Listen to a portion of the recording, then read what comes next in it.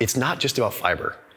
Although I think fiber is pretty cool and pretty important for a number of things, I think we're starting to understand that colon health is a lot more than just eating lots of roughage. So I have 7 foods for the colon, especially if you're over age 40.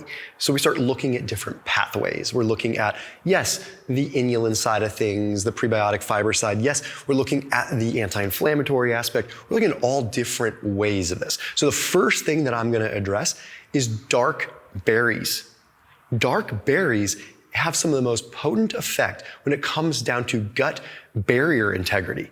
And it's not because of the fiber. In fact, you can get some of the same effect from berry extract. We've seen that in the literature. There was a study that was published in the journal Functional Foods. It looked at just that. It looked at like elderberry and blackberry extract.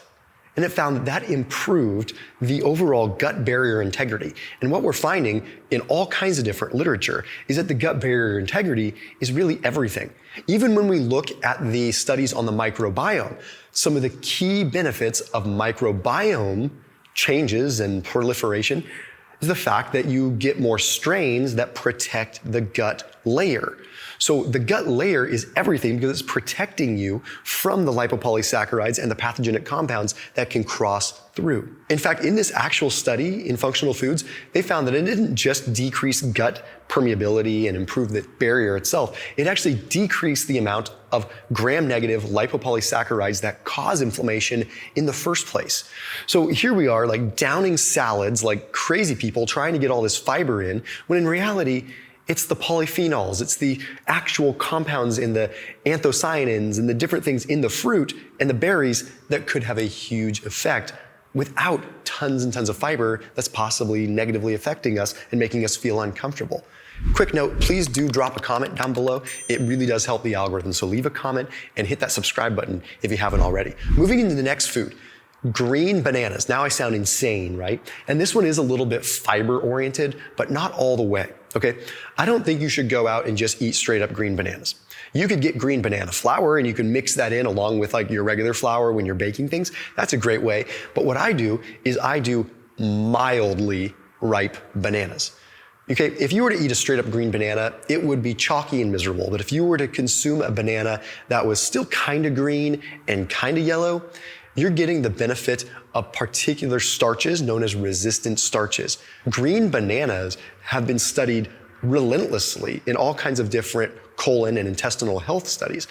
Really interesting stuff because they evade breakdown in the small intestine because the actual sugars are chemically locked up in such a way that humans lack the enzymes to break it down.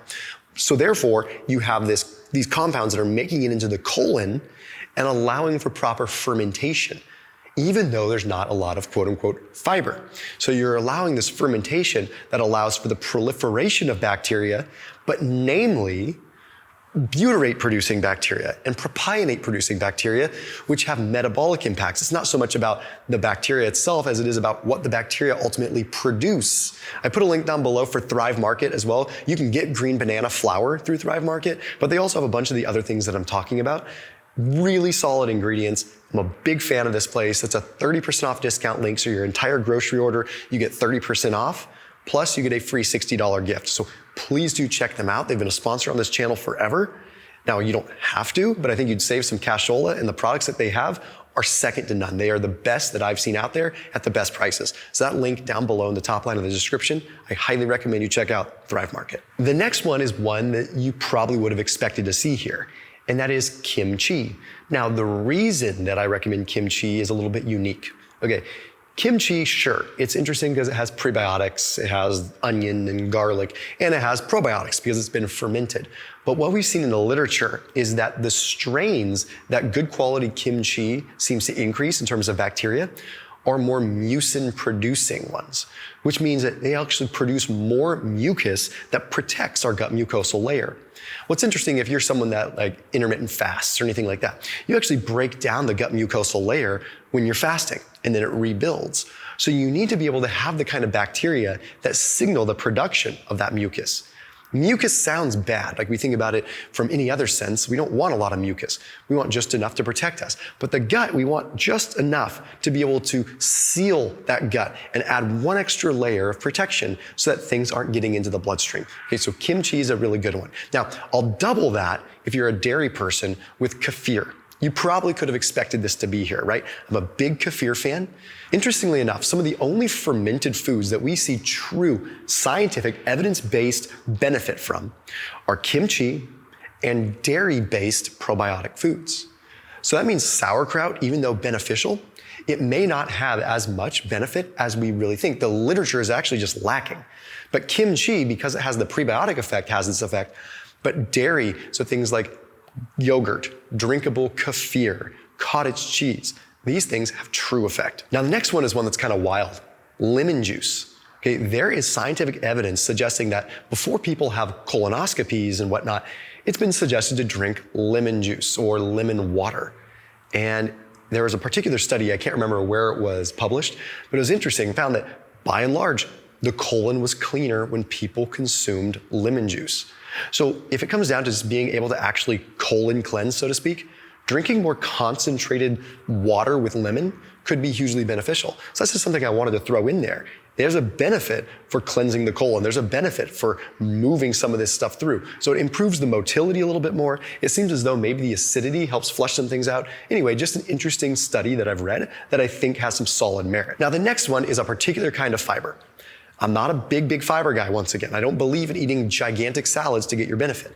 But Jerusalem artichoke, it's not regular artichoke, look it up. Jerusalem artichoke is the most potent source of inulin, which is a certain kind of fructan.